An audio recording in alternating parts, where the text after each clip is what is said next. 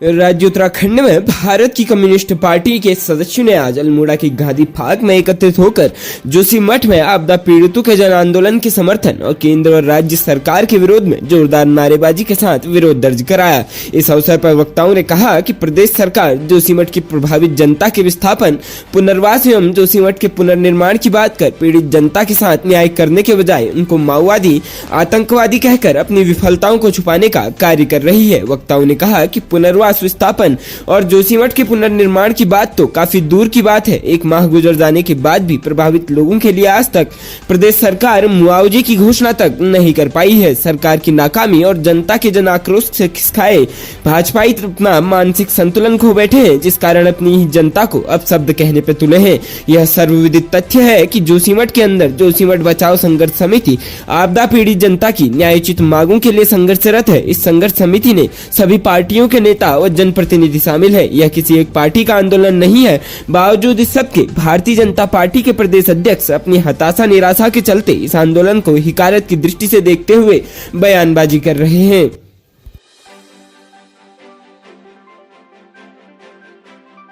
प्रदेश के टिहरी जनपद में ऋषिकेश गंगोत्री राष्ट्रीय राजमार्ग पर कंडीसौड़ के सैनसोरी गदेरी के खिलाफ ऑल वेदर सड़क का निर्माण कार्य कर रही जेसीबी मशीन खाई में गिर गई।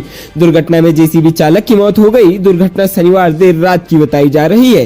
तहसीलदार कंडीसौड़ किशन सिंह महंत ने बताया कि उन्हें करीब 1:30 बजे सैनसारी गदेरे के पास जेसीबी मशीन गिरने की सूचना मिली, जिसके बाद घायलों को 108 की सहायता से सामुदायिक स्वास्थ्य केंद्र छाम लाया गया, जहाँ डॉक्टरों ने बबलू पुत्र राम सिंह निवासी पानीपुरी, थाना पंचाला, जिला जाजरकोट, नेपाल को मृत घोषित कर दिया। दूसरे घायल सूरज पुत्र भरत निवासी बड़लमजी, जिला इलेक, नेपाल को उपचार के बाद छुट्टी दे दी गई। शव का पंचनामा करने के साथ ही अन्य कार्रवाई की जा रही है।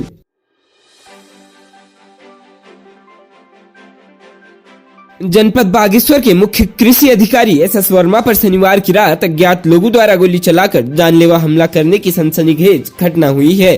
श्री वर्मा ने इस मामले में पुलिस में तहरीर दी है, जिस पर पुलिस जांच में जुट गई है।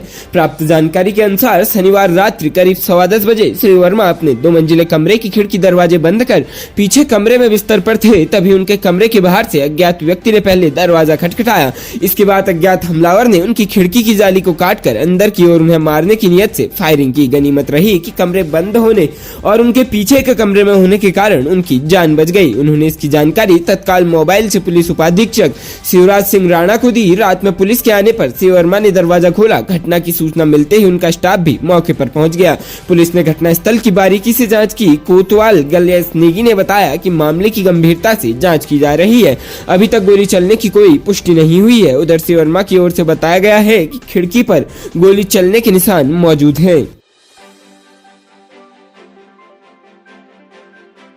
प्रदेश के हल्द्वानी में काठगोदाम पुलिस व एसओजी पुलिस टीम को नशे के खिलाफ बड़ी सफलता हाथ लगी है। टीम ने 138 ग्राम स्मैक के साथ बरेली के स्मैक तस्कर को गिरफ्तार किया है। बरामद स्मैक की कीमत लाखों में है।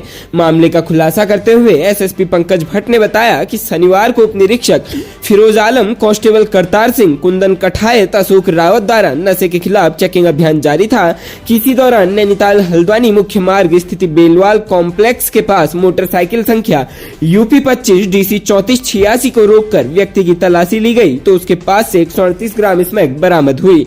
इस पर पुलिस टीम ने उसे गिरफ्तार कर लिया। व्यक्ति ने अपना नाम सुरेश मौर्य पुत्र राम मौर्य, निवासी 258 अशोक नगर, पोस्ट ऑफिस मणिनाथ, थाना सुभाष नगर, जिला बरेली, उत्तर प्रदेश बताया। पुलिस पूछताछ में उसने बताया कि वह यूपी का रहने वाला जो अक्सर भारी मात्रा में स्मैक बरेली से लेकर हल्द्वानी व आसपास के पहाड़ी क्षेत्रों में सप्लाई करता है। युवक के खिलाफ थाना काठगोदाम में FIR नंबर 14/2023 धारा 82160 NDPS एक्ट पंजीकृत किया गया है। प्रदेश की राजधानी में खुद को मैक्स लाइफ इंश्योरेंस बताते हुए पॉलिसी में कुछ समस्या होने का कारण बताते हुए एक महिला से करीब 1 करोड़ 30 लाख रुपए ठग लिए गए। पुलिस ने आरोपी को नागलोई, दिल्ली से गिरफ्तार कर लिया है। आरोपी ने महिला को मैक्स लाइफ इंश्योरेंस का अधिकारी बनकर अपने जाल में फंसाया था। पुलिस से मिली जानकारी के अनुसार देहरादून में रहने वाले विनोद कुमारी बंसल ने इस मामले को लेकर साइबर थाने में शिकायत दर्ज कराई थी कि उनकी मैक्स लाइफ इंश्योरेंस कंपनी में 2017 से एक पॉलिसी चल रही थी। यह पॉलिसी पॉलिसी 10 साल बाद यानी 2027 में पूरी होनी थी, लेकिन इधर एक उन्हें फोन आया। फोन करने वाला व्यक्ति ने खुद को मैक्स लाइफ इंश्योरेंस का अधिकारी बताते हुए कहा कि उनकी पॉलिसी बीच में रोक दी गई है, इसी कारण उनके पैसे फंस गए हैं। पीड़िता ने उस फर्जी अधिकारी पर भरोसा कर उससे पॉलिसी से पैसा निकलवाने को कहा। इस पर ठग ने पॉलिसी का पैसा निकलवाने के लिए पीड़िता से अलग अलग किंतु में 30 से 35 लाख रुपए की ठगी कर ली। इस दौरान पीड़िता ने अपनी पॉलिसी के 95 लाख रुपए भी निकाल लिए। इसके बाद बसल को लालच दिया गया कि पॉलिसी जो उन्हें 95 लाख रुपए मिले हैं उन्हें वो उनकी एक स्कीम में लगा दे, वो पैसे 3 गुना हो जाएंगे। मुकदमा दर्ज करने के बाद पुलिस ने मामले की जांच पड़ताल शुरू की और जिन खातों में पैसे ट्रांसफर हुए उनके बारे में जानकारी एकत्र कर आरोपी मनीष पाल पुत्र मदन लाल निवासी निहाल बिहार नांगलोई पश्चिमी दिल्ली को उसके घर से गिरफ्तार कर लिया है। केंद्र सरकार की महत्वाकांक्षी योजना जल जीवन मिशन के तहत हर घर नल योजना में जमकर धांधली का खेल चल रहा है।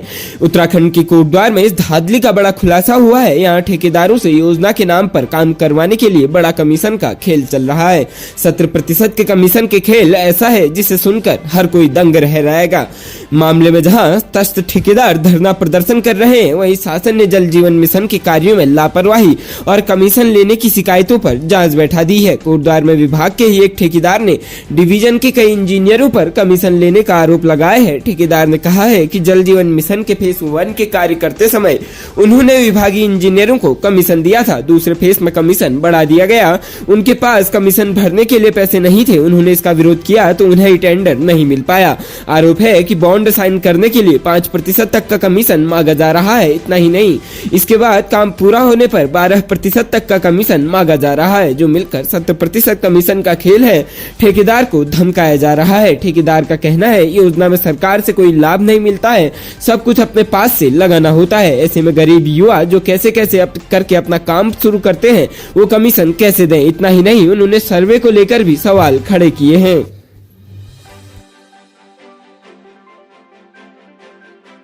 राज्य उत्तराखंड में जनपद नैनीताल में रामनगर पुलिस ने रमेश चंद्र हत्याकांड का 24 घंटे के भीतर खुलासा कर दिया है। बीते दिवस रमेश चंद्र का लहलुहान शव नदी किनारे बरामद हुआ था, जिसकी पत्थर से कुचलकर निर्मम हत्या की गई थी।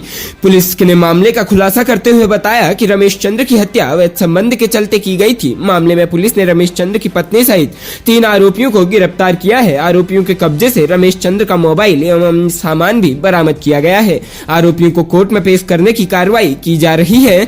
शनिवार सुबह रामनगर कोतवाली पुलिस को ग्राम स्वालदे पूर्वी नई बस्ती निवासी 49 वर्षीय रमेश चंद्र का शव नदी के किनारे लहलुहान हालत में बरामद हुआ था।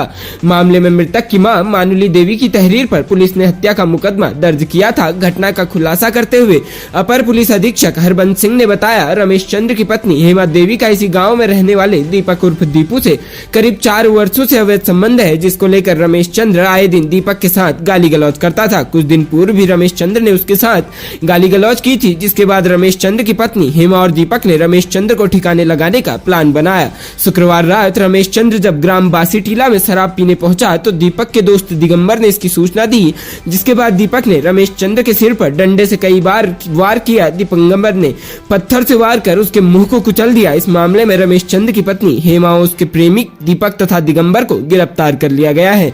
आरोपियों के कब्जे से रमेश चंद्र का मोबाइल और अन्य सामान भी बरामद किया गया है। आरोपियों को कोर्ट में पेश करने की कार्रवाई की जा रही है।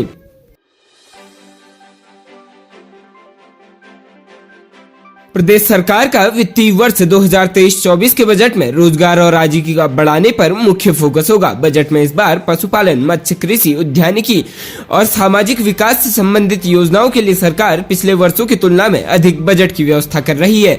माना जा रहा है कि सरकार गाँव की अर्थव्यवस्था का आधार माने जाने वाली खेती-बाड़ी, पशुपालन से जुड़े किसानों और ग्रामीणों को योजनाओं का अधिक लाभ देना चाहती है। अपर मुख्य सचिव वित्त आनंद बर्धन के मुताबिक आगामी बजट को लेकर विभाग के स्तर पर तैयारी पहले से चल रही है। विभागवार बजट के प्रस्तावों पर लगातार समीक्षा हो रही है।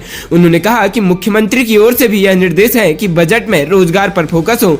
बजट बनाते समय इस बात को ध्यान में रखा जा रहा है। माना जा रहा है कि सरकार आगामी बजट में उन विभागों और योजनाओं में वित्तीय प्रावधान बढ़ा सकती है जिनसे किसानों, महिलाओं, युवाओं और ग्रामीणों की आजीविका में बढ़ोतरी हो और स्थानीय रोजगार के अवसर बढ़े। माना जा रहा है कि केंद्र सरकार के आम बजट में कृषि, उद्यानिकी, पशुपालन, मत्स्य, सामाजिक कल्याण, प्रशिक्षण, कौशल विकास से संबंधित योजनाओं का राज्य के बजट में अधिक से अधिक फायदा लेने पर जोर दिया जाएगा। मसूरी चिंतन शिविर में तय विकास के एजेंडे की झलक भी राज्य सरकार के बजट में दिखाई देगी। उन संकल्पों को बजट में विभागीय बजट का हिस्सा बनाया जा सकता है जिनके लिए 1 साल की समय सीमा तय की गई है।